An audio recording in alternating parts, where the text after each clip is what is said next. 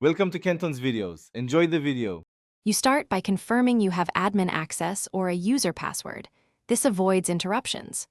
Open File Explorer on Windows or Finder on Mac OS and navigate directly to the desktop folder so you see its contents.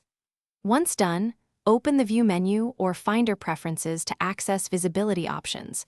Make sure to keep a note of current settings so you can revert later. This gets you into the exact area where hidden items are controlled and prevents accidental file moves.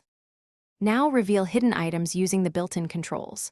On Windows, tick View then Show and check hidden items so files with hidden attributes appear.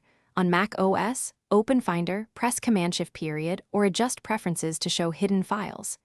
If you prefer the command line, run $/ in the desktop path on Windows or ls/la on Mac OS/Linux, which lists files beginning with a dot.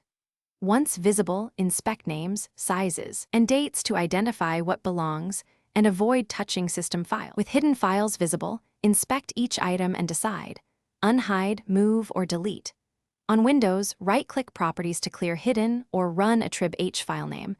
On Mac OS, remove the leading dot or use ch flags no hidden. Move recovered files to a safe user folder, not system directories. If files rehide or fail to appear, check permissions, run a disk check, and review startup items or antivirus quarantines. These steps fix the usual causes and make your desktop stable again. Thanks for watching. Consider subscribing if we helped you.